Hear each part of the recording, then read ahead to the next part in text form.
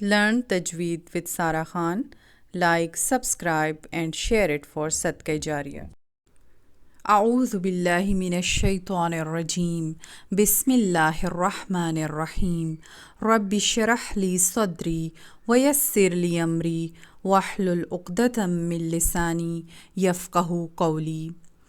الحمد للہ رب العالمین کہ ہم نے سورہ الفاتحہ کو ٹرانسلیشن اور اس کی تفسیر کے ساتھ سٹارٹ کیا ہے۔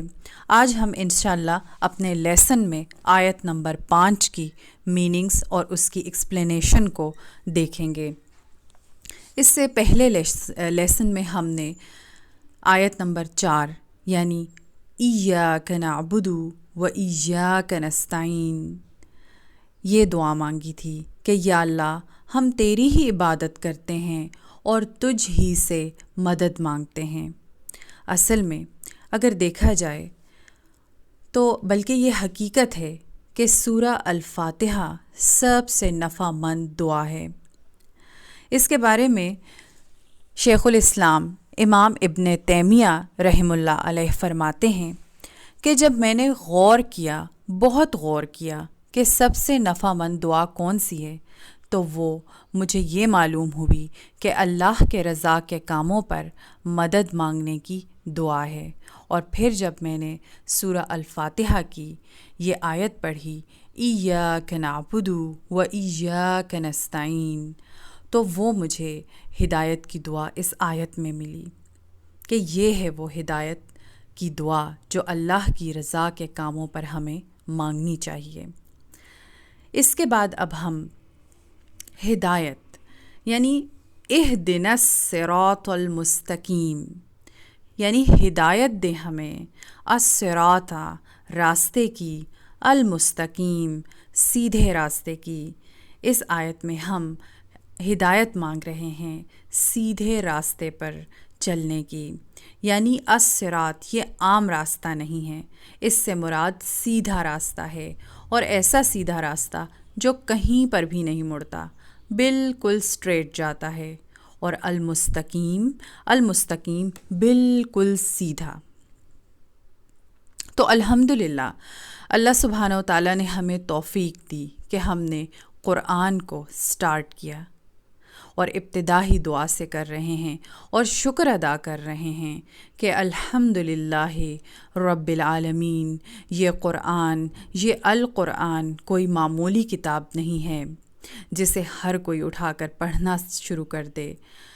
یہ ایک خاص کتاب ہے، یہ اللہ رب العالمین کا کلام ہے، اس کے لیے اپنے رب سے دعا مانگنی چاہیے، التجا کرنی چاہیے، کیونکہ بغیر اللہ کے اذن کے ہم سانس لینے پر بھی قادر نہیں ہیں۔